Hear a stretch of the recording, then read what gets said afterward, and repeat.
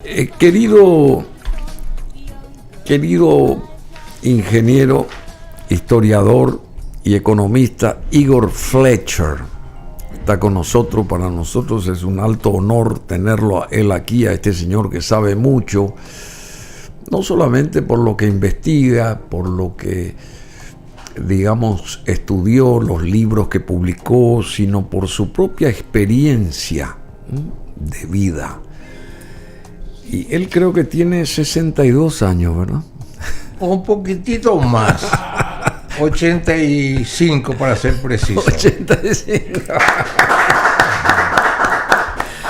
Bueno, Igor Fletcher, usted nació acá en Asunción, sí, pero Asunción, capital de la República del Paraguay. Claro, pero usted proviene de una familia rusa, sí, ¿verdad? Así mismo, sí. Bueno, Igor Fletcher, autor, historiador, fue cónsul honorario de Rusia también. Él es ingeniero electromecánico, pero de vocación historiador, como quiere que se lo tenga en cuenta, y economista. Y me regaló este libro ahora, no sé si... Este señor, ¿quién es? El mariscal Francisco Solano López. Es un extracto de una investigación muy grande que hizo acá el doctor Fletcher, Los 4 jinetes del Apocalipsis, una extracción del tomo 4 justamente, y se basa este tomo en lo que sucedió allá en Cerro Corá, la muerte del mariscal Francisco Solano López, las causas de la guerra contra la Triple Alianza también, y hay una dedicatoria, así que yo agradezco, no sé si se puede ver acá, agradezco al ingeniero Fletcher esta gentileza. Pero hay algo que quiero, hoy es el Día del Niño, y todo lo que pasó ahí en Cerro Corá nos va a refrescar, reverdecer aquí el historiador Igor Fletcher. Shevelev, Igor Fletcher Shevelev. Sí, el apellido de mi madre es Shevelev. Bueno, pero eso que pasó allá en Cerro Corá, en Acostañú, mejor dicho, tuvo que ver también con lo de Cerro Corá y con toda ese peregrinar de López y de sus ejércitos durante 5 años por toda la geografía nuestra, ¿verdad? Y estaban los sabuesos que los perseguían a estos, a López y a su ejército, sabuesos de Brasil, de Argentina y del Uruguay, pero los uruguayos creo que fueron los primeros en retirarse, y después los argentinos, pero nos soltaban la prenda o la presa, mejor dicho, nos soltaban los brasileños. Y me llegó una información que la dije hoy, también así someramente, de que al referirme justamente a los niños mártires de Acostañú y ese hospital que fue incendiado por el conde de Eu, que este conde de Eu, que fue un malvado, ordenó decapitar al mariscal Francisco Solano López y llevar su cabeza, así como Salomé alguna vez al rey Herodes llevar al emperador brasileño en aquel momento. Esto, por ejemplo, es nunca se oficializó esto, ¿verdad? Pero se escucha decir, o entre bambalinas se dice, y uno tiene la mentalidad de que entonces la visión imaginaria también de que los restos de López ahí en el Panteón de los Héroes, no sé si son los mismos restos de aquel líder, digamos, de nuestros ejércitos, o no sé si es el mismo cuerpo o son, pero no vamos a entrar en eso. ¿Es cierto lo que hizo este señor, este conde de Eu, de que ordenó decapitar a López, o no? Bueno, en 25 años, para sorpresa mía, es la segunda vez que escucho esta versión. La primera vez fue de un señor muy benemérito, un apicultor, el más famoso del Paraguay, meliponicultor Pedro Bollino. Bollino, Yo sí. era amigo de él por una cuestión de cría de abejas nativas. Y él me contó que cuando él estuvo en un viaje en Río de Janeiro, estuvo en el Museo de Petrópolis. Sí. Y ahí le mostraron una urna, según él, donde estaba conservada la cabeza de Francisco Solano López, y que el curador del museo una vez al año tenía que abrir eso para cerciorarse que los restos permanecen todavía ahí. Esa es la versión que yo tengo. Y ahora veo que hay otra vez el mismo tema, una coincidencia. No, me dijeron un señor que a quien respeto mucho, que pasó por acá. Eso no dijimos al aire, sino me dijo a mí. Pero es muy creíble, muy creíble. ¿Y por qué fue tan salvaje este conde de Eu? Porque al parecer tuvo un amante que fue muerto en plena guerra y entonces se desquitó también. ¿Es así o no? Eso de la amante, a mí eso realmente me fastidia. Le fastidia. Lo mismo se decía por Margaret Thatcher cuando invadió las Malvinas, que era la prostituta más grande que había en el Reino Unido. Solamente por que perdieron la guerra y tenían ese cargo de inferioridad. Y con el conde de Eu era la misma cosa. No hay ninguna fuente que diga eso. Ahora, el conde de Eu sí era un señor que vino a terminar la guerra. Ahí está en la pantalla, el famoso él vino conde. a terminar la guerra. Él tenía la misión de apresarlo a López. Sin duda alguna es el que ordenó la muerte de López en Cerro Corá, porque López cayó prisionero, pues. Y Sí, fue claro. conducido ahí, por ahí cerca, en su lugar de ejecución. Ahí le metieron un lanzazo, el segundo lanzazo, y un tiro de fusil por la espalda. Ahí lo mataron. Lo liquidaron. Lo liquidaron. Ahora los restos de López, pues, hoy en día es tan fácil de comprobar por el examen de ADN, pero eso no se va a hacer nunca porque va a ser un fiasco el resultado, pues. Va a ser un fiasco. Va a ser un fiasco, porque se dice que a él se le encontró su cadáver en un lugar que era totalmente inapropiado, que era al otro lado del arroyo ese, aquí de Abanigüí. Y eso nadie iba a caminar ahí por el monte para sepultarlo y matarlo por ahí. A él lo mataron cerca del campamento del Mariscal en Cerro Corá. Dígame, historiador Fletcher, ¿y qué pasó en este caso con los niños de Acostañú? ¿Por qué se enfrentó ese ejército de 20.000 personas, el ejército brasileño, a estos niños indefensos? No podían, digamos, pactar o solucionar para no enfrentar a niños de otra manera en aquel momento esta historia.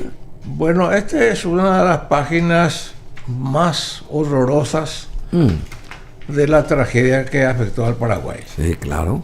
Sin duda alguna es el día, yo digo, el más glorioso de la guerra de la Triple Alianza, pero también es el día más miserable que hubo en la guerra. No es la primera vez que aparecieron los niños combatiendo a los aliados. Ya comenzó en Abadí. En Abadí, ahí se le pusieron bigote, barba postiza, tuvieron tiempo de enmascararlos. En Pirigüí ya no había tiempo de nada, ahí también pelearon los niños, pero donde sí tuvieron una lucha sobresaliente porque estaba básicamente afrontada por niños era en Ñuguazú. Ñuguazú, porque ni siquiera los historiadores coinciden en el nombre de la batalla. El lugar se llamaba Ñuguazú. Después se le llamó Acostañú, después se le llamó Barrero Grande. Ahora los barrereños dicen que es dentro del municipio de Barrero se hizo la batalla y lo festejan cada año. Los de Barrero, los de Eusebio Ayala, cuando que el lugar era Tobatí. Con Tobatí, como nunca se tuvo en cuenta, el intendente municipal de Tobatí no se acuerda nunca de la batalla que hubo en su jurisdicción. Así no se acuerda. ¿Y por qué eran Tobatí?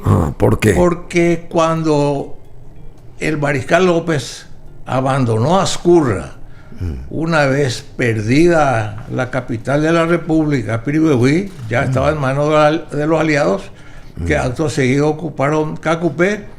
El mariscal López II, creo que el 12 de agosto, sí, ya entonces tomó rumbo al norte. No podía cruzar por Barrero Grande, que era el camino, porque Barrero Grande estaba ocupado por los brasileros. Ya sí, había una fuerza brasileña en Barrero Grande. Entonces él tuvo que tomar el camino Tobatí y después de ahí ir a Caraguatá, ya con esa batalla antes que hubo de la batalla de Cahuiro, algo de eso. Sí. Ahora, ¿por qué pelearon los niños? Y evidentemente... O sea, pelearon los niños, pero como los mayores, por más que eran adversarios, sí, no se detuvieron ante niños. Esa es mi consulta. ¿Por qué fueron tan salvajes en ese aspecto? Bueno, yo tengo siempre tengo una opinión que es producto de la experiencia de lo que son las guerras. Antes de una batalla, pues se le da a tomar alcohol a los combatientes, siempre. Entonces van a la guerra totalmente borrachos. Así. Y entonces el miedo a la muerte, más o menos, pero eso no se escribe, porque esto es injurioso tanto para el enemigo como para el que es de parte involucrada, pues. Aparte de eso, estaban todavía a pocos días de Piribehuí, estaban recordando que uno de los generales más grandes del ejército brasilero, Mena Barreto, fue muerto por un tiro de fusil en el abdomen, creo que es, y murió. Y sí, estaban con ese dolor o con esa rabia, más bien rabia. Y el militar, cuando tiene enfrente al enemigo, a él no le interesa quién está delante. ¿Ah, sí? En la revolución de 1947, yo me acuerdo con un Punandí a 100 metros de distancia, creo que yo dije ya eso acá. Yo tenía 7 años y me disparó un tiro. ¿Ah, sí? A 100 metros de distancia, dio en el revoque de la pared, un poco más alto, y cayó. Hasta ahora me acuerdo que el revoque que se me cayó por mi cabeza. ¿Y por qué hizo eso? Y es el problema del ser humano cuando tiene un arma. Se vuelve demasiado belicoso. Ahora, los brasileños hicieron desde luego una cosa repudiable, pero también es repudiable el que le mandó a morir. Y el conde el que le mandó a morir a los niños, pues era Solano López. Ah, Solano López. Claro, él es el que, para proteger su retirada a Caraguatagui hacia el norte. Así fue. Es la última batalla de la guerra, que puede llamarse batalla, era la de Ñuguazú. Y ahí los niños, y había también una parte que eran personas de más edad, pero no era ni el 20%. Son 2.500, Fuerza Paraguaya era más o menos 2.500. 3.300, dicen. Y 2.000 son los que murieron. Sí, 2.000 exactamente. 2.000 murieron y cayeron prisioneros, otros 1.000 y tantos. Ahora yo digo, tanto tiene la culpa el que los mandó morir como el que lo mató. Le mandó matar. matar. Es la mía. Yo estaba... Esta charla anterior que hubo en este mismo canal del doctor Jarolín, sí, tan lamentable era el caso del trasplantado que murió. Tanto del trasplantado que murió y también del pobre accidentado que era el donante, que es como para lagrimear. Eran 2 muertos. Sin embargo, en la batalla de los niños Marchi eran 2.000. Pero eso, el ser humano no capta lo que es 2.000. Le impresiona mucho más 2 que 200, porque 200 ya no... Y 2.000 más todavía. Ya no capta, ya es unos 2. Eso es un montón de muertos. No altera nada. Yo también en el 47 me acuerdo de 3 camioncitos llenos de cadáveres que se iban de Sajonia, se llevaban al cementerio sur. Así se acuerda usted. Sí, me acuerdo, 3 camioncitos, porque en la radio pues decía que van los camioncitos de tal lugar a tal lugar, van a pedir presta, a mi casa pasaron. Quinta. En Quinta, y eran los sindicalistas ahí en Sajonia, cuando hubo levantamientos ese terrible de la Armada. O sea que impresiona más la muerte de una familia en un coche que una muerte así colectiva. Hiroshima, murieron 100.000 nomás. ¿Qué es lo que es 100.000? Hiroshima sí dicen que es una gran desgracia. Y hasta ahí nomás. Pero cuando uno habla de una personalizada ya es más difícil. Muy interesante esta percepción suya. 28 minutos de las 12. Vamos a despedir a nuestros canales 21 de Tigo TV, Educanal y Canal 27 Copaco IPTV, y nos centramos en BM Online a partir de ahora y en nuestra charla con el ingeniero e historiador Igor Fletcher aquí sobre este tema en particular, un análisis a la distancia, porque esto ocurría en 1869, allá en Acostañú, acerca de estos niños mártires. Agradeciendo de vuelta a estos canales, muchas gracias por ese apoyo y ese respaldo siempre, y simplemente continuamos nosotros acá en nuestro estudio lo que corresponda a este capítulo con este invitado de lujo que tenemos. Esos niños, ¿y qué significan los niños mártires, digamos, a su criterio, pasando, porque usted como historiador, ¿qué, digamos, yo sé, muchas muertes, yo digo que es chicos que una murieron? Aberración. El único papel que cumplieron los niños es atrasar en 24 horas la persecución al ejército del mariscal, que en ese momento estaba llegando a Caraguatay. Apenas eso. O sea, gran diferencia no iba a haber si ellos iban a actuar o no iban a actuar. Y esa parte del incendio del que se habla del hospital eso para mí también no hay ninguna fuente histórica que avale eso. ¿No hay? No hay. Lo mismo que no hay ninguna fuente histórica que diga que las mujeres lucharon en Pirahuí.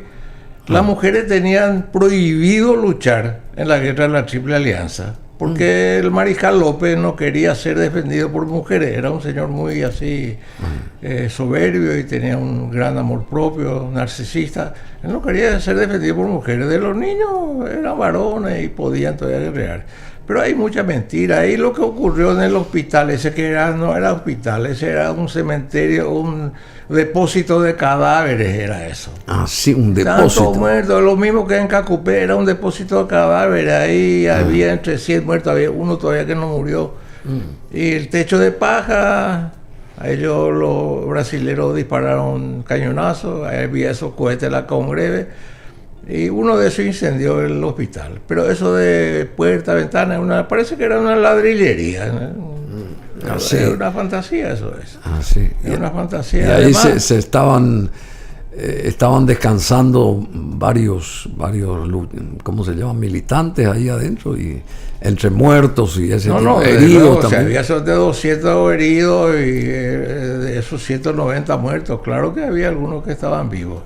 Pero la guerra pues tiene circunstancias muy raras. ¿Por qué será que el mariscal López se empeñó a tener una fuerza de 1.600 combatientes en Pirahuí cuando ya no tenía ningún valor estratégico?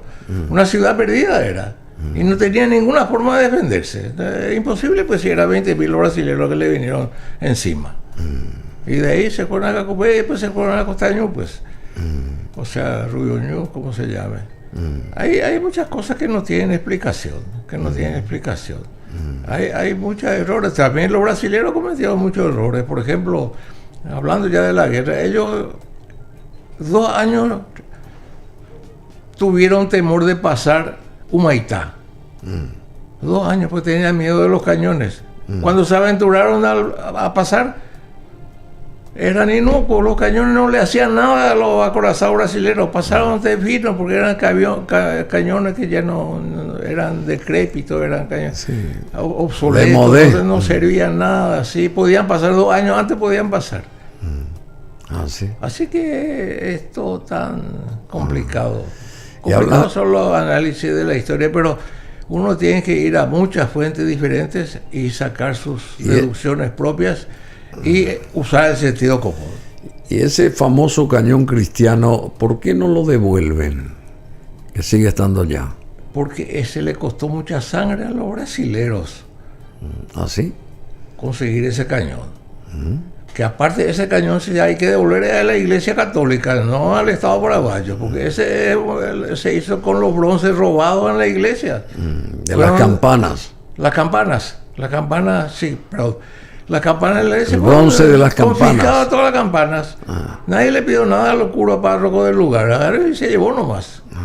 Y pocas veces pues se ve que se cometa una idiotez tan grande como devolver el tanque ese que estaba en la plaza de armas a los bolivianos. Que también le costó sangre y sudor a los paraguayos para conquistar ese tanque. Trajeron acá y se devolvió. ¿Y para qué se devolvió? El único recuerdo más o menos que ganamos una guerra era ese. El tanque. El tanque, que yo me subí muchas veces dentro de ese tanque. Claro. Se manejaba la torreta, tenía una manija. El tipo de la escuela era... Ahí devolvieron ese tanque. Devolvieron eso, no sé quién, ya en la época de ahora. Sí.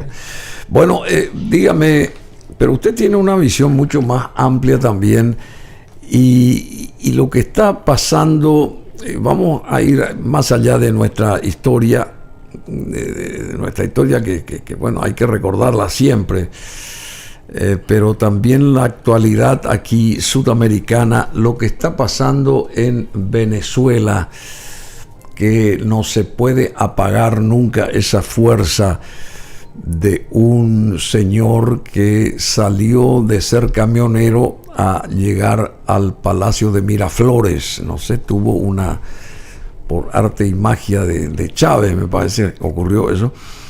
¿Cómo está la situación desde la óptica suya de investigador y de historiador también? ¿Cómo vamos a seguir con Maduro ahí al frente de Venezuela por otros 6 años? Y yo creo que no solamente 6 años, puede ser 12 también. ¿Ah, sí? Porque Maduro está en un país que es gobernado por Cuba. ¿A Cuba? Cuba. ¿Qué tiene que ver Cuba acá? Y Cuba es la que dirige todo lo que hay en materia de seguridad en Venezuela y todo lo que es economía. ¿Ah, sí? Maneja Cuba. Maneja Cuba. Como el régimen cubano... Quiere decir que es un exitoso régimen, entonces, el de Cuba. Es un exitoso régimen porque Cuba fue destruida su economía por el sistema de Fidel Castro, el sistema comunista. El sistema comunista pues no tiene solución para nadie. Es un régimen que solamente acarrea la ruina de un país. Y el régimen de seguridad de los comunistas es el más exitoso que existe porque es un sistema que se basa sobre la persecución de los enemigos y de los posibles enemigos y de los sospechosos. Entonces todo es puro vocerío lo que hablan, que la acta, ¿qué tiene que ver la acta? Se sabe bien que perdió. Se sabe bien. Sí, claro que perdió, pero no hay duda, eso no hay necesidad de contar nada. Pero hay mucha gente de acá que se fue a Venezuela a aplaudir ese resultado. Sí. Entonces hay unos que aplauden y otros que critican. Pero un país como ese que sale la gente a protestar, acá ¿cuántos venezolanos hay? Todo eso que están haciendo con malabarismo por las calles, ahora esos son todos venezolanos que están aquí, no tienen otra cosa que hacer.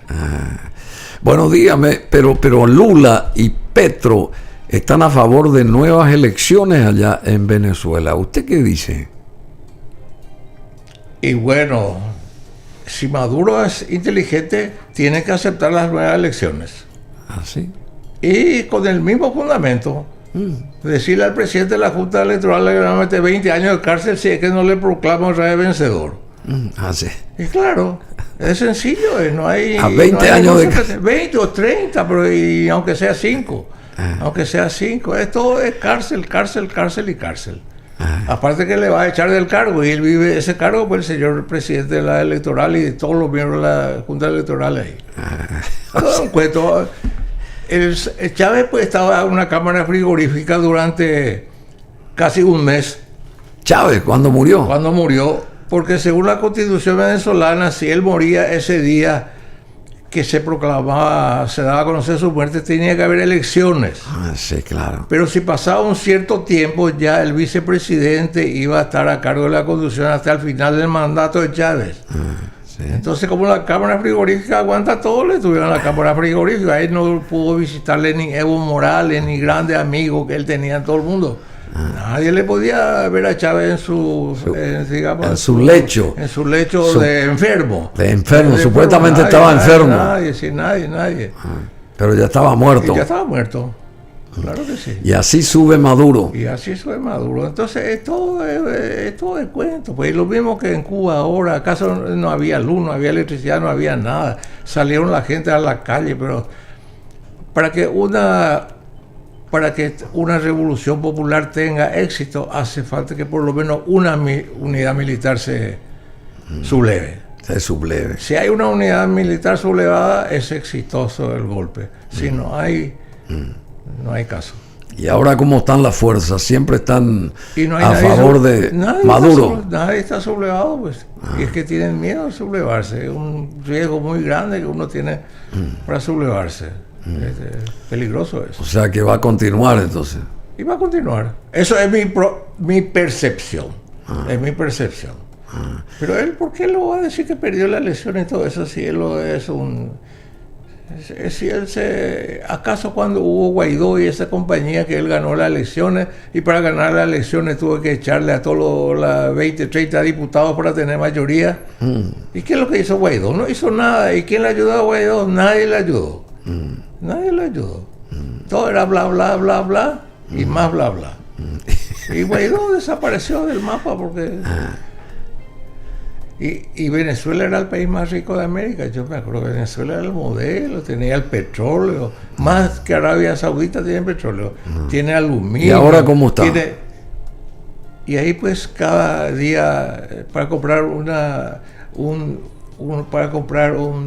pedazo de pan, $1 millón de bolívares se tenía que pagar. Carretada y carretada de plata tenía que haber. Ahora creo que más o menos se balanceó la cosa. Pero más o menos también. ¿Y cómo ve usted la Argentina rápidamente? Porque desde el aspecto investigativo suyo, la inflación en Argentina que sigue a un ritmo... Hay fuerza antagónica muy poderosa.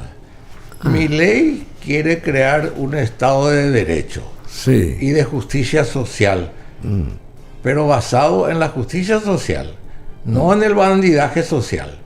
Porque este progreso social generalmente es el progreso de los socios que están desvalijando al pueblo. Esa es la sociedad que no se dice más que de nuestros socios, se dice social como forma genérica. Realmente de los socios que están percibiendo los haberes que tiene que llevar la gente. Y hay una realidad, es una ley de la vida que yo siempre puse como ejemplo, es muy antipática. El que le da de comer al pobre, el que le da de comer al pobre es el rico, porque el pobre no le puede dar de comer a otro pobre, porque él mismo puede comer pues lo que él mismo produce. Entonces esa es una ahora hay que saber manejar esa realidad. Entonces, ¿cuál es el país más comunista que había en el mundo? A ver. Los Estados Unidos de América. Sí. Y claro, el 80, 90%, bueno, 90%, 70, 80% de la utilidad de las grandes empresas van al fisco. El impuesto a la renta. ¿Y en qué gasta el Estado el impuesto a la renta? Gasta en colegios, obras públicas, hospitales, ejército, policía, todo eso. Entonces, la práctica es un país comunista total de los Estados Unidos. También. Y claro, pues, porque la plata se le saca a los ricos para repartir a los pobres, pues. Y hablando de Estados Unidos, al parecer Donald Trump tira de la economía y geopolítica para revertir su tendencia negativa en las encuestas. A ver. Bueno, ahí es un poco difícil analizar la situación. Trump tuvo un factor casi como de ganar las elecciones cuando se le disparó en la oreja. La sangre, ya era víctima, pero él no puede atajar su boca. Sí.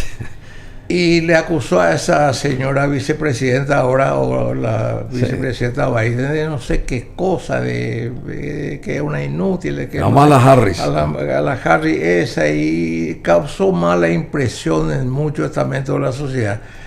Y para más, esta Harris va a ser la primera presidenta que tiene capacidad, probabilidad de ganar. ¿Usted está seguro de que una mujer va a ser la siguiente presidenta? Y depende de las mujeres de en la Casa Blanca. Si la mujer de los Estados Unidos tiene amor propio, va a ganar. Si la mujer de los Estados Unidos le importa un bledo y son machistas, las mujeres más machistas que los machos, entonces va a perder.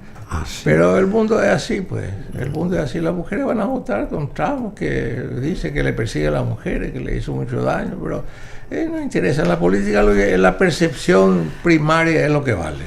Y su país madre, digamos, porque Rusia es su país también. ¿Cómo está Putin? ¿Usted cree que está haciendo bien? Putin está en una situación difícil. Resulta ser que se decía, no sé si en la Primera Guerra Mundial o la Segunda Guerra Mundial, el señor Churchill dijo, no era Churchill, otro presidente de Francia, dijo que la guerra es un asunto tan complicado. ¿Charles de Gaulle no fue? No, antes de la Primera Guerra, Chamberlain. Chamberlain, es un asunto tan complicado la guerra que no puede estar en manos de los militares. Chamberlain, sí. No puede estar en manos de los militares. Y la guerra en Ucrania pues estaba en manos de los militares. Y ni atrás ni adelante. No. Ni atrás hicieron cosas que no. Y ahora se nombró a un civil. Pero como los militares están apoyándole a Maduro en Venezuela, y usted dice que... No, pero una cosa es una guerra, otra cosa es apoyarle desde el cuartel.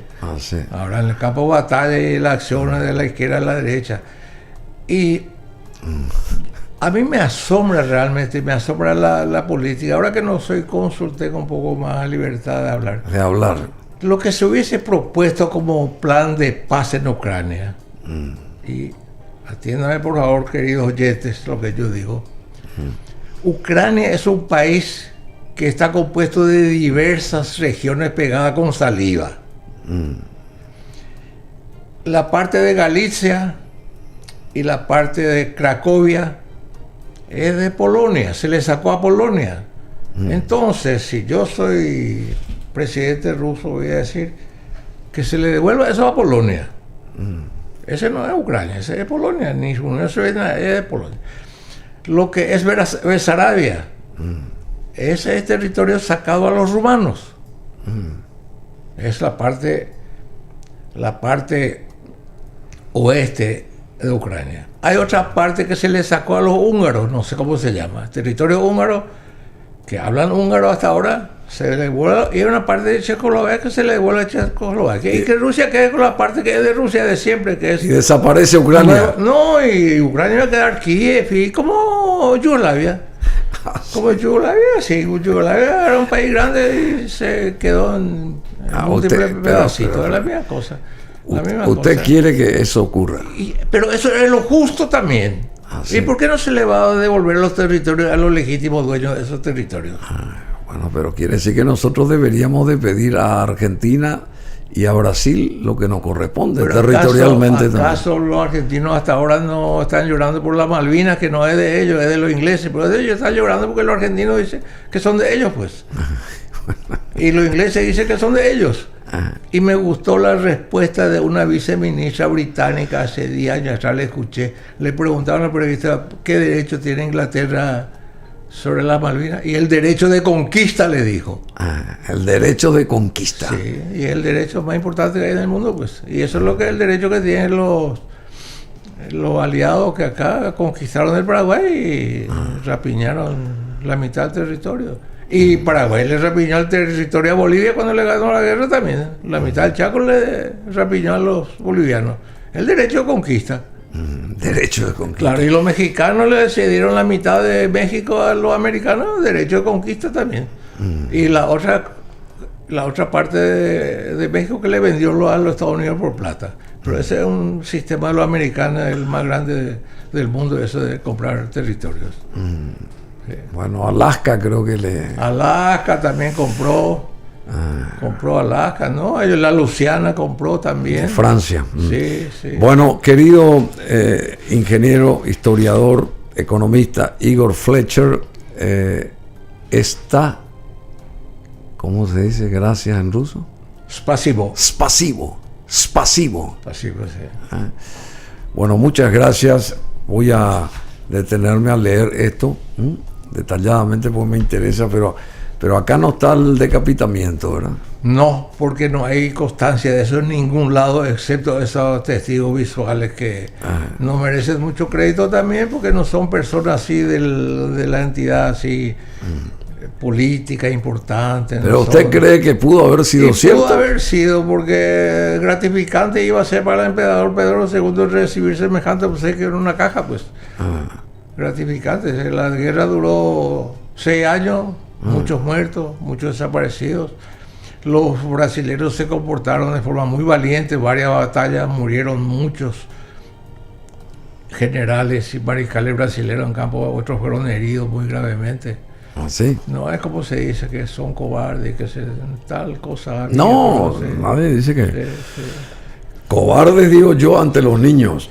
Eso nomás. Sí, pero ahí yo digo que lo que más hubo es el alcohol.